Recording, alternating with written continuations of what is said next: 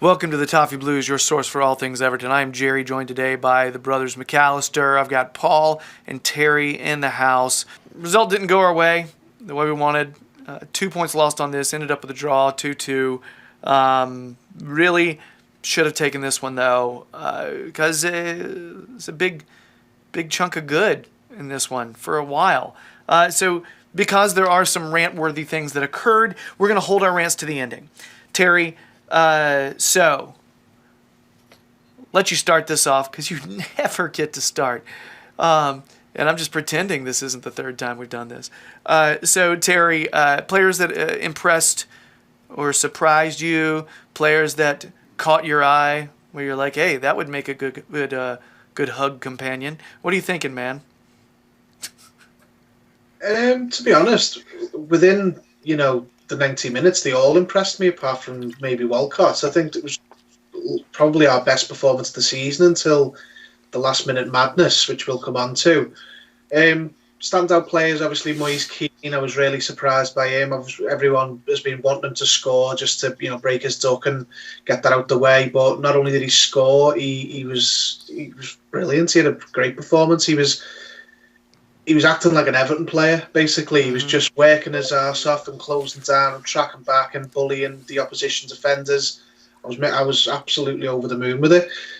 Bernard was really good as well, as he always is. He's really creative. I think he's our most important creative player. We've got other attacking players who contribute, but no one makes things happen. We've got guns up front, but we've not got many suppliers of bullets, and he's one of them.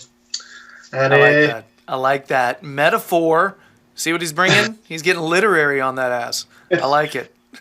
Yeah, so Keane and Bernard mostly. And to be honest, the team as a whole were pretty good in normal time, but we'll come on to why that doesn't count once you get into stoppage time.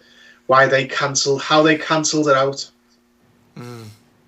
So, to move you to a different topic, Paulinho, Carlos' tactics, the way Ancelotti's planned for the game, how things went down. How do you feel like that went? Because it seemed like for a big chunk of the game, what Carlo wanted to do was working quite well. Yeah, I thought Carlo's approach was fine.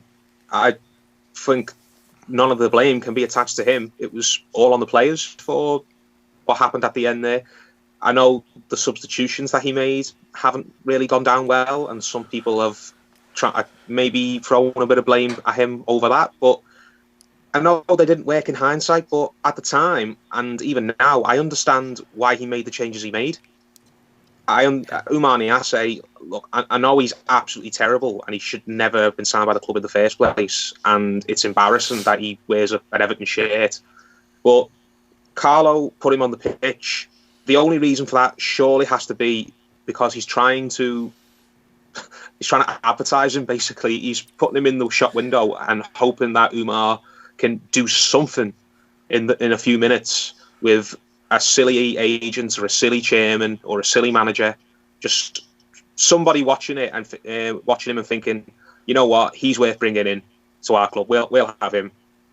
That can be the only reason, because Oumar Niasse can't contribute to Everton in any positive fashion. He's been put on the pitch purely just to try and convince somebody to take him off our hands. So I don't blame Carlo for that, and I don't have any problem with the other substitutions he made either, with Davis coming on in midfield for the energy, and he was supposed to keep hold of the ball and keep Newcastle working hard rather than just giving up possession every time he got it. And I understand why Coleman came on, for the experience and for his leadership qualities, and so we could push the debate further forward. The substitutions I thought on paper were fine. Just the players themselves, when he gave them the chance to come on the pitch, they let the side down and they let the supporters down and they let Carlo down. And I hope Carlo's marking his cards and realises now that there are certain players in the squad who he just cannot rely upon, and they have to be shifted ASAP. All right, so yeah, it's one of those things where you watch most of a really good game, and I got to be honest, I was on it felt like it was, Terry, we had talked about this before. You mentioned like on cruise control, just cruising through. And I know you had mentioned that off camera, and that's the way it felt. I mean, I was kind of doing chores in the middle of the game because I was just like, well, we're just kind of going through the motions right now. Yeah, there's Umar. Cool. All right, trying to get him shifted. Well, this is certainly a game of football, isn't it? And it was very just tame, and it didn't feel like the game was still on to me. And it had to be something very similar for our players. All right. We'll go into that a little bit more in just a minute, but let's get the rants out of the way. Terry, if you want to, you have the floor, sir. So you've got, it's rant time. So what do you got? It's just Everton, isn't it? It's just what we've come to expect now. Like, Anfield last season and Millwall and Leicester this season, and probably a few more I've left out, but we are literally the worst team in the division for managing games. There was a table put out today that said, basically, here's the Premier League based on just first half of games, and here's the league based on just the second half of games. And in the first half of games, we'd be like third or fourth, and in the second half of games, we'd be rock bottom 20th. And I can believe that.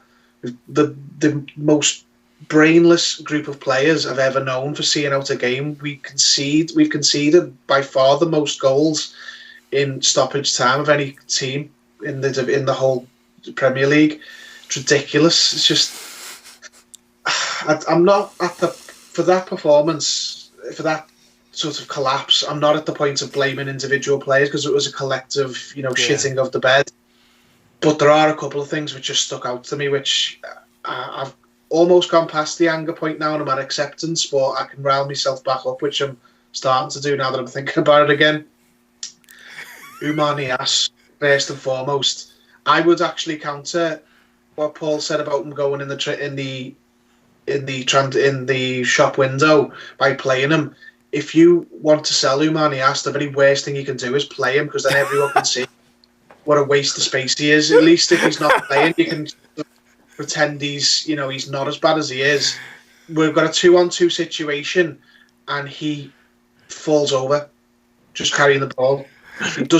All he needs to do is run into the corner and keep hold of the ball and shield it. I think I could do that, and I'm a big fat fuck, and he can't do it. He falls over, just run with the ball. Then obviously there's the laughing stock of, there's still images of, Pickford standing behind his line, catching the ball, and that may be a little bit harsh in that isolated incident because he just died for another save, but, it's just another in the litany of stupid moments that Pickford's treated us to in the last 12 months. The two centre-backs off the pitch. The very worst one for me is Fabian Delph, Ashley Williams 2.0. I'm sorry, he was brought in under the sort of, I don't know what you'd say, under the plan of, he's going to be this, cool, calm, collected, experienced player, this winner, he's going to instill this mentality in the team. It's quite a young team, so we bring him in, and when we're under the cosh or anything like that, then he'll just put his foot on the ball and control things. Well, at 2-1, we've conceded a goal in the very last minute of the game after a game we've just dominated, and they've been not even trying to win. They've brought defenders on for their substitutes. He gets the ball from the kickoff and just balloons it 20 yards up instead of passing it back to the keeper to put over the on-rushing team or putting it into the corner flag himself or just keeping hold of it and drawing a foul. It's this was the exact type of scenario that Fabian Delph was bought for, to see out and manage a game, and he's making stupid decisions. I would have trusted a youth player more than Delph in that moment. I think he's an absolutely horrendous midfielder in that regard, because he gives away fouls that lead to goals. He's cost us another goal almost there today. It's your main selling point was your experience and your composure. So you've been grossly missold because you've got neither of those things. He's just a bad buy, I think, because he's not doing the thing you wanted him to do, and he doesn't really bring anything else. So, you know, what else can you say about him? I don't know. It's just frustrating when the game should have been dead and buried, and we should be sitting here now 2 points off fifth, and we're not, because Everton just don't know how to see a game out. It wasn't even as if Newcastle were bombarding the goal for the last 10 minutes and we just caved at the last second. We might as well have picked the ball up and threw it in the net ourselves. That's how bad we were at the end. It's just laughable. Carlo Ancelotti's got a good look at what he's got on his plate now at Everton, and it'll be the greatest achievement of his illustrious career if he can somehow turn round this Everton curse, I suppose. It's a curse mentality, whatever it is, but it's got to change because it's becoming a regular thing. It's like, this is the most painful loss of a result since the last time it happened, probably a few weeks ago. All right, Terry. You need to tag Paul. I was going to say, do you need to take a breath? Do you need to... I'm making the hot tag to Paul. He's coming in the ring now. All right, Paul. You want to throw an atomic elbow or something? What do you got for us? Yeah, no, I'll throw a sleeper hold on and slow the pace down. I was at the game. I sit in the Gladders. I was right behind the goal, and I watched this farce unfold in front of my eyes. I can't even rant. Terry's just took the words out of my mouth. I'm just deflated. That's what my feeling was. I wasn't even angry. It was just like I let out a deep breath, and I just put my head down and walked out the stadium after that second goal. But why must this happen? I don't like to buy into this. Oh, the club's cursed. It's a mentality. It's fatalism. It's always going to be the Everton way. I try to not buy into that stuff. I try to argue with supporters and try to say, no, come on, you can't have that mentality, because if you have that mentality, the people at the club will have that mentality. We have to get away from that. But it's hard when stuff like this happens. Like, if this was written on a piece of paper as like a script, you'd rip it up as too unrealistic. It can't happen. It's too stupid. And somehow Everton make the impossible possible in negative ways. Do you know what I mean? Yeah. They can't ever surprise us by doing something absolutely unbelievably great. It's always got to be absolutely unbelievably terrible. It is hard to pick out individual people to blame for that, but there are certain players who I felt really did not cover themselves in glory in that game. Niasse was one of them, but what do you expect? He's a parody of a footballer as far as I'm concerned. Tom Davies came on for the last 10 minutes, and I've been critical of Davies in the past. I've praised him at times. He's a player who splits opinion like no one else. But that last 10 minutes, I can't see how anybody can defend him. He came on with the simplest task a manager can give a player. Just go on, run around, put yourself about, and just keep the ball and make the opposition work hard. And every time he touched it, he was doing something stupid and losing possession cheaply. And he was, for me, massively at fault for the second goal, because he gave away the foul that led to it stupidly. And he went up when the ball came into the area off the free kick. He went up for the header way too early, got right in front of Mason Holgate and blocked his view. And that's why Holgate ended up trying to double back on himself and ended up off the pitch, because 1 minute the ball was in the air, the next minute the ball was behind him. He didn't see it come over him because Davies got in his way. It was just awful decision making, and he's a player who's been in the side long enough now and played enough first team games where he should know the little things to do right. He should have nous. That's the word. He should have far more nous than what he's got, and he doesn't, and it's not acceptable.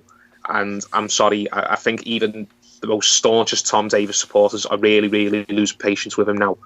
And just other players as well. Pickford, I don't blame him for that second goal, but that photograph that's going round is just horrible to look at. It's getting laughed at everywhere by every non-Everton fan, especially, Liverpool fans and Newcastle fans. They're posting it everywhere, and it's just makes me want to cry every time I look at it. So Everton, for me, this season is just the rest of the season's essentially a glorified pre-season now. I know we're not far off the European places, but if we'd have won last night, we go up to 8th and we're right on Man United's tails, and we can't even do that. So I don't even expect this team to put on a run over the rest of the season to end up in the European places. They'll probably balls it up again in games to come. So essentially, this is just a pre-season for Carlo to get a good look at absolutely everybody and make up his mind about who he wants to keep and who he definitely wants to get rid of. Terry, you described a collective shitting of the bed, and I think it's a good way to put it. And I think this in turn makes the answer obvious why someone clearly played the brown noise. Made all of them shit the bed. Made all of them just sit there and shit at the same time. Makes total sense. Yeah. It was Pete Needham on Twitter. I don't know if any of you follow Pete. I know you guys do. You know who he is. He interacts with us a lot and makes suggestions. He pointed out before the show, he was like, hey, maybe mention the fact that we've played two teams recently who can't score on anything except for dead balls, and we give them dead balls. Especially this one. Okay? And think about the horrible decision makings that we made. Giving that up, Delph blasting the ball, Nias, trying to go and get a goal instead of dribbling in the corner. And it's this, the team does not know how to close out games. We've mentioned it. We talked game management. We need experience being in this position. We need experience working through. You have those moments. We need those moments where you almost shit the bed. Squeaky bum. You know what I mean? Like but you don't. You figure out a way to keep the cheeks together. You know what I mean? So yeah. So we need to do that to remember what that's like. We need that memory. We need to start thinking. And that I was listening to a podcast today. It was an interview on the Total Soccer Show with this sports psychologist from England. And he was talking about too many times when people are out on the field, they start thinking about the negative things that could happen in a game. And they're in the middle of it like, oh no. And they get that panic mode. And they get that anxiety. And it hits them in the moment. And what they need to be doing is focusing on the things they need to do, the very specific things, the very specific tasks they need to do to finish out the game. Okay? So it's very probable you've got all these Everton players. It's this collective like, oh no, they just scored and we're going to give up. What if that happens? What if that happens, guys? What are we going to do? And it's that doubt, and it is. I seriously think there's some benefits that could happen with sports psychology, with these players, to start figuring out how to react, and they need experience in those moments. Put all those things together, and because it's too widespread. It's not scapegoat number 13. Let's point to that guy. It's his fault. No, it's not, because it's not just one dude. It's not just two dudes. We got a slew of them. Pooping everywhere, slipping all over it. It's terrible, because that's what it looked like. That final minute, we were just wrestling in duty. It was terrible, okay? And we have to figure out how to finish out, how to close out. And we do not have a bad football team. Sorry, we played too well the first 93 minutes to say we're bad. Not. There's good stuff there. If you watch the game and you're objective and you really, really care about the sport, there's good football there. There was. It's just, you can't say you're a good team, though, if you don't close out games. If you don't get the 3 points in games where you locked it down.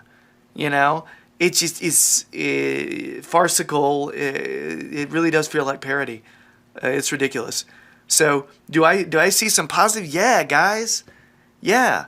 We played some good, but do I walk away with total positivity? No, I can't do that. And I get the people like you guys, and like most of the people watching and listening out there who have been supporting since birth, why they're so damn negative right now. I get it. They've been through this more than I have. So that's why I'm not going to sit there and toss too much positivity, because everybody's like, look, dude, we've earned our anger. So take it, man. Take it. Wallow in it. Sometimes it feels good to get that. But at the end of the day, take a breath and realize there was some good things. It's not the only things, but there was some good things. Maybe we build. It's still early in Ancelotti's tenure. Still very early. So, and I like him. I think he's instituted some cool changes, and I'm really curious to see what he does with personnel moving forward. Yeah. So anyway, what the hell does rant mean? Yeah, that's what I got. Anything else, guys, before we put this to bed and let us never speak of it again? Just hope for a nice end to the transfer window. Probably not, but it'd certainly give people January transfer window. And by that I mean get rid of Nias Martina or something like that. I don't even mean someone come in, just get rid of someone. Yeah. I have those hopes up, and every time I talk to you guys, you like remind me, we hardly ever do things in January. I'm like, you're right. Damn it. So anyway, Paul, you're about to say something? Just final thought. Big up Moise Keane. Absolutely delighted for him.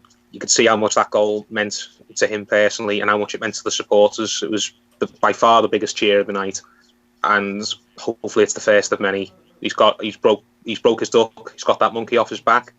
Let's get him. Let's bang some more in, lad. Come on. Yeah, my family went through the roof when he scored. It was awesome. Very excited for that guy. Whole family.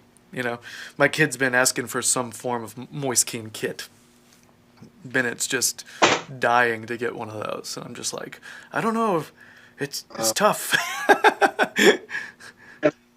Get him that Italy. That thing looks so shirt. good. Oh my gosh. The night this season for anyone. It's so nice. That is a pretty kid. All right, guys, that's it then for our Newcastle Extra Time. I just want to make sure I give a belated welcome to the non-Everton supporters who have come on here to downvote our video. We appreciate the views. The views are really what we count. That's what helps us get sponsors. So thanks. You're helping keep us going, you bunch of sweethearts. All right. So anyway, if you're digging the videos, please subscribe to the Toffee Blues YouTube channel. We really appreciate it. If you want more Paul, check the Toffee Blues website, because he drops his Everton analysis on there often. There's actually a lot of other writers that do that as well. So keep an eye on Paul's Twitter. He'll tell you, when he's. Paul is wonderful. Just saying. And if you want more Terry, then Liverpool Echo fan Gerry, keep it on his Twitter. He'll tell you when they'll be allowing him to print his brilliance on there. And really, if you just want more of Terry's beard, I'm sure his beard has its own Twitter account. I think you could just look around for that. It shouldn't be too tough. At terrysbeard.com.org. So yeah, I guess that's it. No more. Yeah, I guess stay tuned. We got another video on DCL on the way, so check it out. Much love, everybody. Take a deep breath. That's all I got. Bye.